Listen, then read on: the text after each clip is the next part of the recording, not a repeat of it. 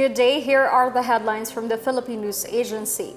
The administration of President Ferdinand R. Marcos Jr. has been continuously advancing strides to combat the proliferation of illicit drugs in the country through its strategic supply and demand reduction. During the 33rd session of the United Nations Commission on Crime Prevention and Criminal Justice in Vienna, Austria, Interior Secretary Benjamin Abalos Jr. highlighted the administration's efforts leading to the seizure of around $587 million worth of illegal drugs. He said this represents a 700% increase from previous years with minimal loss of life through its PBBM project. Abalos meanwhile reiterated Marcos' vow to improve the criminal justice system and crime prevention strategies with a focus on multilateralism as it seeks for a non-permanent seat at the UN Security Council for 2027 to 2028. Once elected, Abalos said they would serve with a deep dedication to a peaceful, just, and equitable international order. Besides this, the DALG chief also emphasized the Philippines' fight against terrorism, violent extremism, human trafficking, as well as the rapid increase of cybercrime, including online scams, data breaches, and cyber attacks. The Atinito Coalition launched a civilian mission to install symbolic markers in the country's exclusive economic zone, particularly in the Scarborough Shoal. Earlier this day, around 100 boats departed from Zambales to the Bahumasin Lock for the mission that will last until Friday.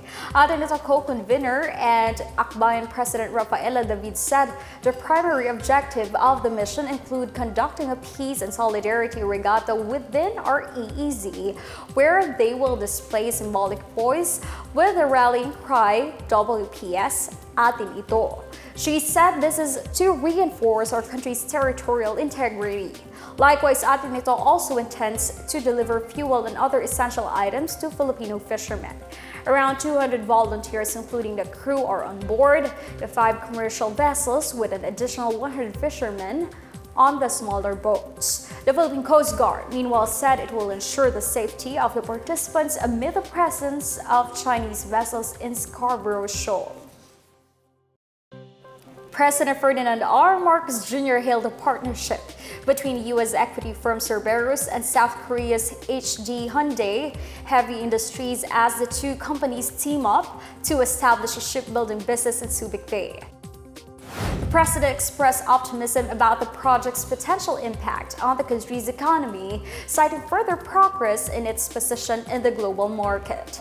He added that this shall generate thousands of jobs and transfer critical skills. Marcos also mentioned that Hyundai's investments would not only open opportunities for the offshore wind industry, but also bring maritime manufacturing back to Subic and restore the glory days of Philippine shipbuilding. The partnership involves the leasing of a portion of Aguila Subic Shipyard, which Cerebrus acquired in 2022 for around $40 million. The president, meanwhile, expressed support for Cerebrus' plans in Subic, including its interest in microelectronics, semiconductors, and critical metals. He also urged Hyundai to partner with the Commission on Higher Education and TESDA for the upskilling and reskilling of students and graduates in the industry. The investments that will be created hereafter are especially beneficial to Subic because these will strengthen the Freeport area's vital role as a hotspot for industrial, commercial, and other economic activities. With your help, we can further accelerate the progress of Subic, cementing its role as a driver of growth for the rest of the country.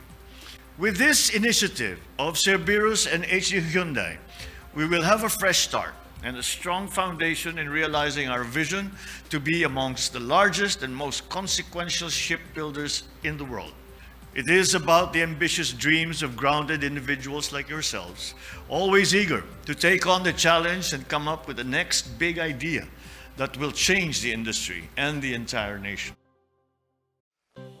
Justice Secretary Jesus Crispin Remulla has directed National Bureau of Investigation to look into illegal and unlawful activities reportedly committed by foreign diplomats. Remulla made the remark after the Chinese embassy reportedly released the alleged transcript and recordings of a conversation between a Philippine military official and a Chinese diplomat regarding the human shoal.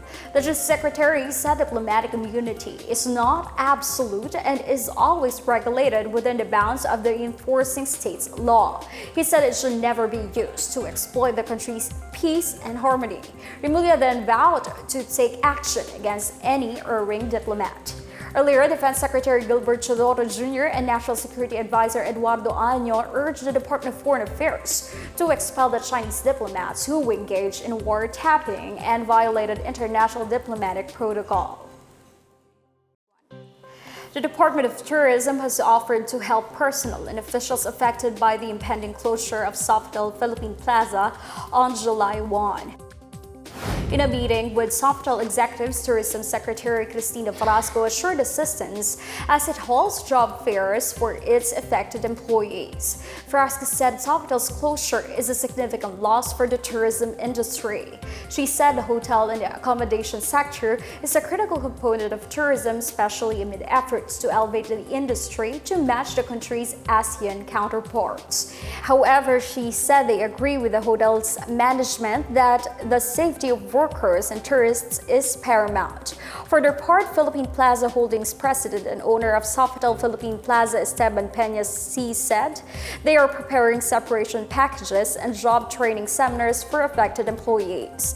He said they are optimistic of Sofitel's future developments, especially after having reached occupancy rates of 80 to 100% in 2022 and 2023. Sofitel confirmed on May 10 that they are shutting down operations to give way to the retrofitting of the old hotel structure. Sofitel has operated without interruption since 1976. And that's the latest on the biggest stories on the Pna Headlines. For more news updates, please visit our website, pna.gov.ph, or our Facebook and X account, Philippine News Agency. The Pna Headlines is also streamed via the Cerebrus-Hyundai Facebook page. You may also watch the Pna Headlines through the Philippine News Agency's YouTube account via the News and Information Bureau website, nib.gov.ph, under Pna News, or on the Facebook page of the Presidential Communications Office, or PCO. I am Stephanie Civiliano, and this is the Pna Headlines, bringing stories that unite the nation.